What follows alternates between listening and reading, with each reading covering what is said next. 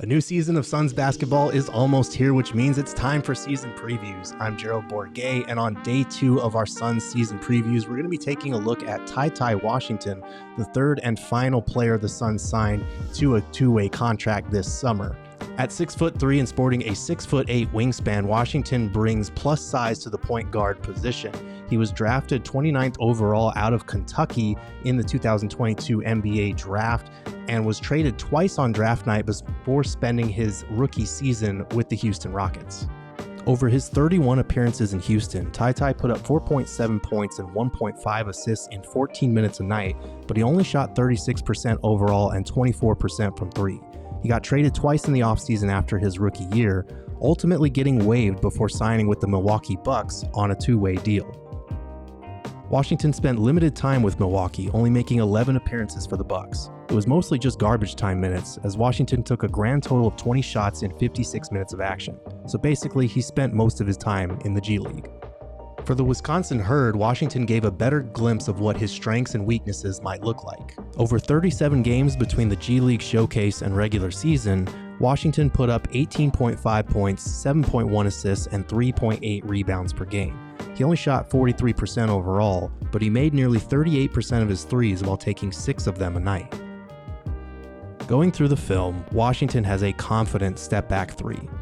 He's good at measuring up when he has enough space to let it fly, doesn't mind initiating contact to create space, and he can cross over right into his pull-up at any point. This one from his rookie year was downright nasty.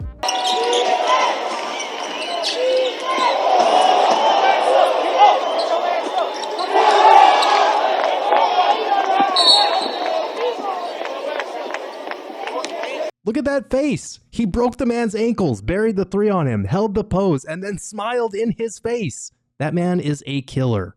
Washington didn't shoot the ball very well in his 13 G League Showcase games, and in the NBA so far, he's 21 for 86 from the three-point line, which is about 24%. Obviously, he's not going to get many NBA opportunities if he can't convert threes at a higher rate. But inside the paint, TyTy Washington showed a pretty reliable floater that he's clearly spent time working on. Whether he's on the move or pulling up to a spot, Washington gets great loft on the ball to push it past taller defenders and rim protectors coming over to cut him off. He's good at attacking closeouts and navigating that middle ground between the three-point line and getting all the way to the rim, usually with soft touch on his trusted floater. Again, that shot didn't fall at a very efficient rate during his limited minutes with the Bucks, but he put on the floaties regularly in Houston and in the G League, and it's a shot he's been perfecting since he was a little kid. Yeah, I did develop the floater at a really young age, probably middle school. My mom and my dad, they taught me how to have touch around the rim and stuff like that. And as I just got older, I kind of realized, I'm not going to be one of the guys above the rim, so I have to be able to finish, a different way. And I just feel like, the floater is kind of one of those tricky shots where you can shoot at any time and the defender doesn't really know when. So once you master that, I feel like it's a huge advantage, and I feel like I kind of got that mastered down. So I feel like whenever I get into, the dotted areas or into the paint, I have a really high chance of making it. In terms of getting to the rim, Washington can use his size at 6'3" and crafty handle to create driving lanes, or he can attack straight line drives whenever he sees an opening. He showed solid footwork and good body control, especially on plays like this and one. When it comes to the playmaking side of things, TyTy won't blow anyone away with advanced reads or anything like that, but he did average 7 assists per game in the G League last year, and he knows how to run a pick and roll, especially when he can lob it to rim-running bigs with vertical gravity.